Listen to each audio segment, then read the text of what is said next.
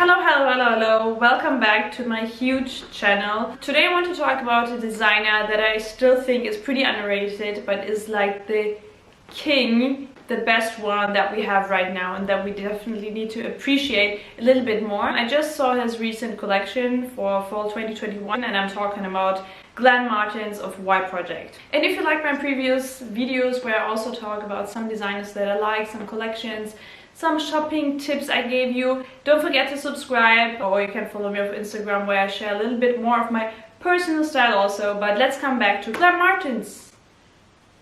Just get started.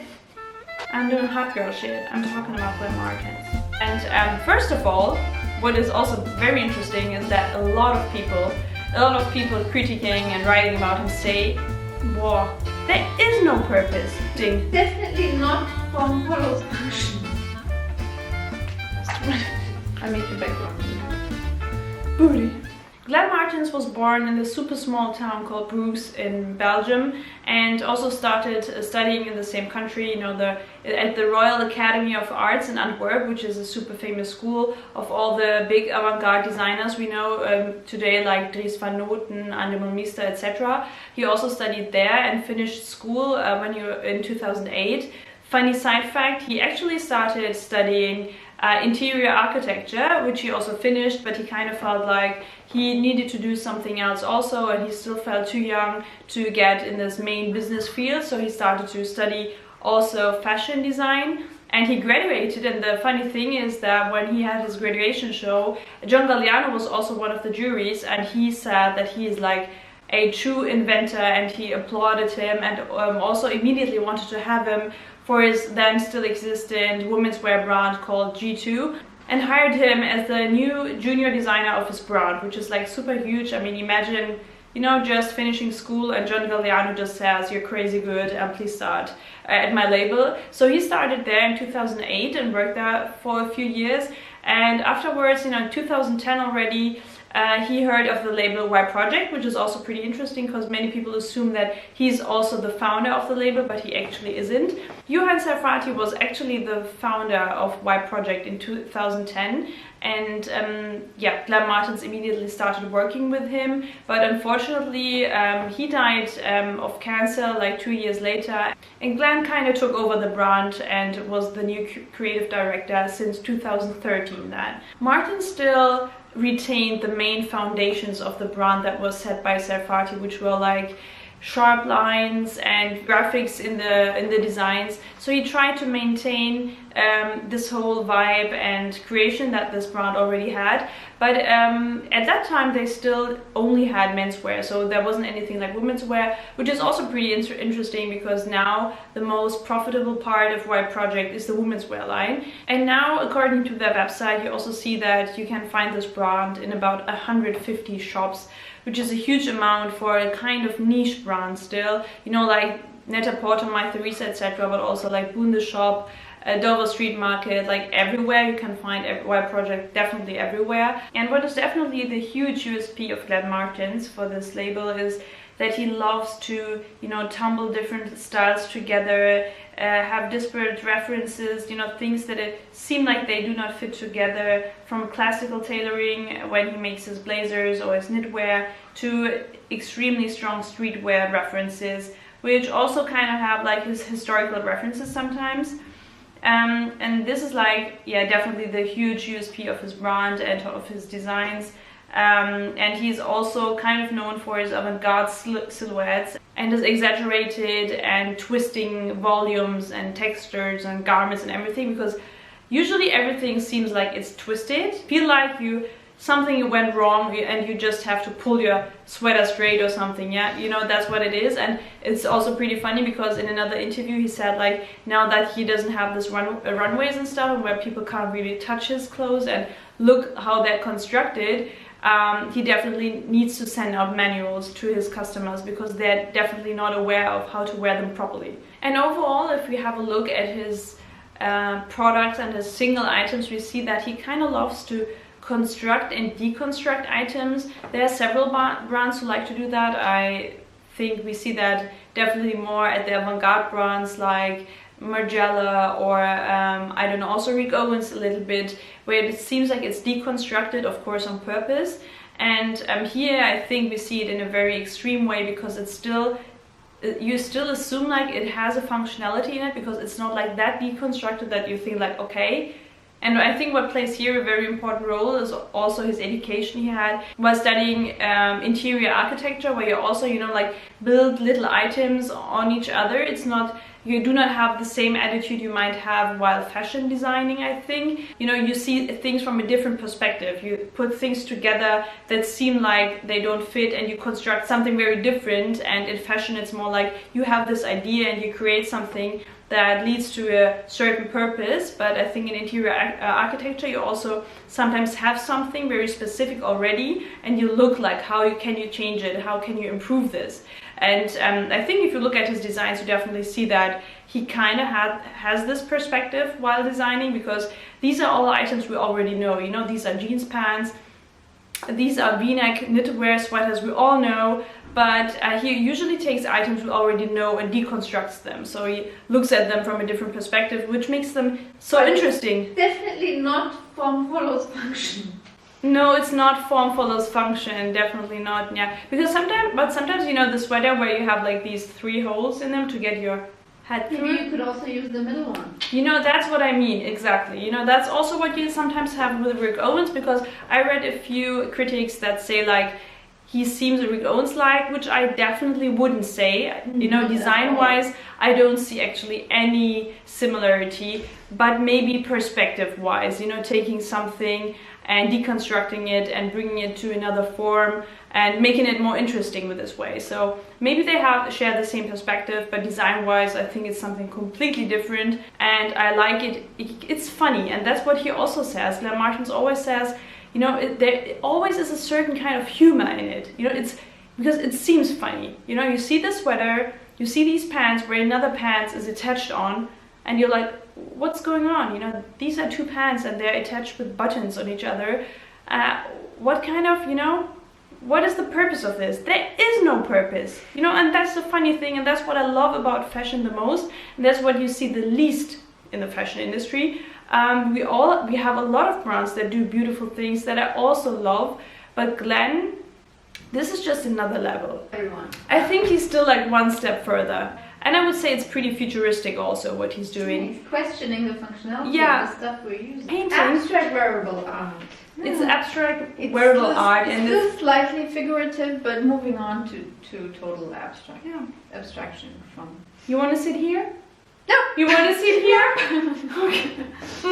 I'm just going. Okay. I'm going to get you Feel like you're able to comment on something on Glenn Martens? Can I get you a coffee?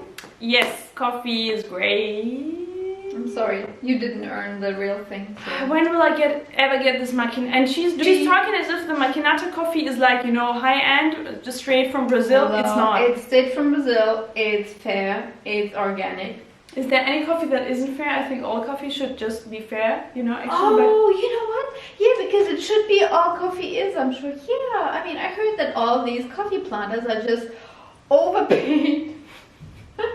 Anyway, just get me a cheap coffee. Yeah, I'm fine with that. Coming back to his collection, because this was kind of the context, and I think it's super interesting and important to know where Glenn Martens is coming from, what he has achieved yet, and what he's doing with that. And first of all, what is also very interesting is that a lot of people critiquing and writing about him say he's just super nice. You know, they haven't seen any nicer and more polite designer, which is just like another reason why I love this guy. So what is pretty funny here is that he also has these attributes all of these Belgian designers have, which is, I mean, it's funny that it's such a small country and all these geniuses we have right now in avant-garde fashion are just like coming from this country. He still has the same attitude like Margiela and Alumni, you know, like seeing things differently.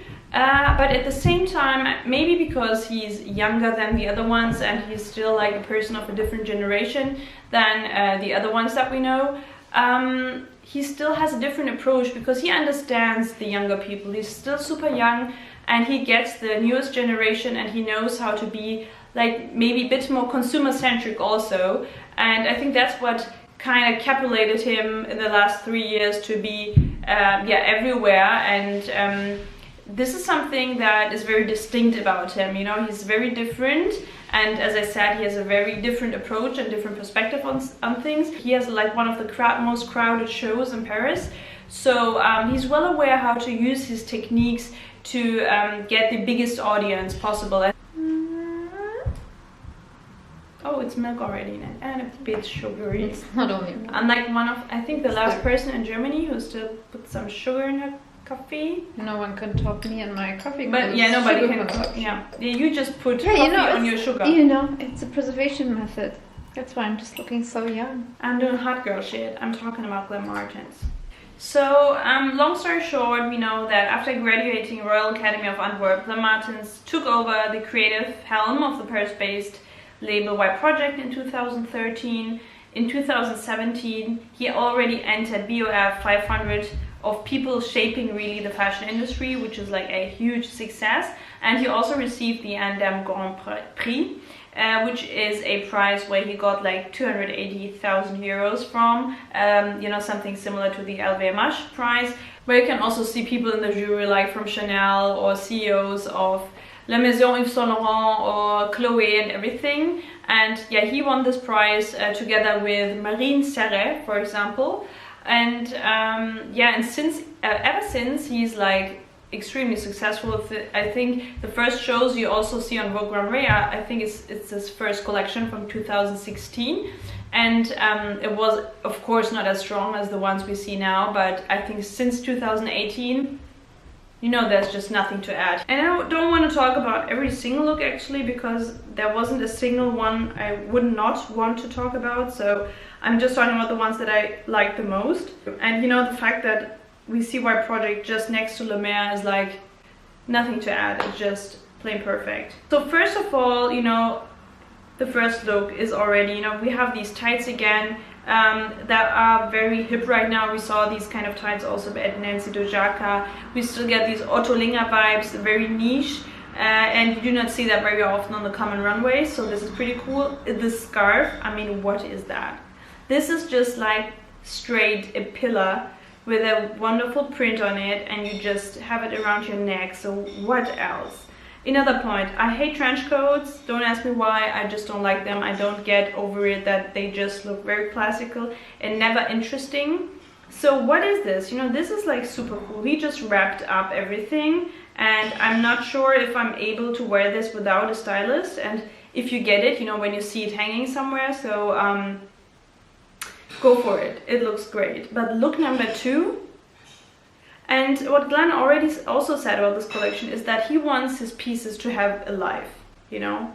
I also want myself to have a life, which I don't, but he wants his pieces to be, you know, changeable, that you can dress them, undress them, wear them differently. And that's why he has these wires in them, because you kind of can construct them yourself, you know, it's in your own hand to wear it differently. But the fact that this look just looks like this guy is falling from somewhere, you know, it seems like a movement. This is like, I don't know, this is like insane. I don't know how you can create this. It looks extremely cool. Is it wearable? I mean, can you go out like this? You definitely can, why shouldn't you? Will I do it? Probably not, but I still love it, and I love to have the option to look like I'm just falling off a skyscraper. So nothing to add here. The dresses are great, the pants. We have seen these kind of looks. I mean, I saw that from Ralph Simmons for Calvin Klein, what he did. We know these MARGIELA pants. There are several brands who have these pants over pants look, but I still love this one so much more than the others. Again, this is like having, you know, you have a certain item, a certain style that already exists, and getting this to another level. It seems like a boxer underneath. You have this leather inlay, and then you have again these scrunched like pants over them, again wired, which is extremely cool. Then you have this polo shirt which has 3 different kind of colors. You know, this is like the functionality I want to have. You have the normal one, then you have like the one like the, I don't know, like a dead sibling, you know, that grows with you kind of. Then you have the third one on the side. Extremely beautiful. I can just go on like this, and again, this knitwear sweater that I just talked about, it looks, I don't know if I would like to, I mean, maybe I would have preferred 2 pieces, but extremely beautiful. The pants here also, the fabrics, you know, it's still like ton sur ton and beautiful, you know. It's and what I like about him, it's like an amusement park, you know. You go, you look, and you try to find something. You look at something and you know it's not what you think it is. And this is the main point in fashion for me. I want people to shock me, you know. I want people to have it, to hide a joke somewhere, you know, to show me something but assume something else and be creative. Don't show me beautiful items. I know that we have enough of beautiful things in the fashion world, and they're also a necessity, but this is a different level, and this is art to me. This is definitely not typical fashion. So in general, I have to say that also these pants, and this is something I want to have, and I definitely want to have these pants. Oh god, also this look, I just don't know. This skirt is like, I mean, if you look extremely on the details, I don't know if I like that the inlay of it is like this different color, but the polo shirt, which is definitely one of his signature pieces, we know that it looks extremely good. I mean, it's definitely one of his best sellers because it's the most easiest to wear, definitely. You're still talking? Yeah, I'm almost finished. People, how long do they listen to you? You know, and this is, for example, another piece where I'm like, is this a scarf? Is this a sweater? I don't know what it is. Is this wired? Is this, you know, like scrunchy, like put together? I don't care. It just looks insanely good and I want to have it. And he said like his favorite looks that I didn't actually think of was this velvety dress, but then, you know, it's like so simple and yet such a genius approach on a dress, you know, to put your hands in between, you know, you still get this very extreme functionality vibe over it. It's so simple. It's so simple, but you need to be able, you need to have the capacity of thinking of these kind of things, and that's what Glenn Martens does. He's extremely good at what he does. I would just recommend you take an hour off of whatever you're doing and just, you know, spend time and looking on detail at everything. This is just like a playground, and he's extremely good, and I love everything he does. Just made myself some pasta left over. You were eating while I was filming. You have to say you didn't even ask me. And if you like this video and sag mal, I hope you enjoyed this. Yeah. And tell me down below why you like a certain designer the most. You know, is it the cuts, the colors, the aesthetic? Yeah, just write it down below. I hope you like this video, and do not forget to watch my other videos where I also talk about a lot of interesting designers and collections. So yeah. So yeah. Okay. I'll see you in the next one. See you in the next one.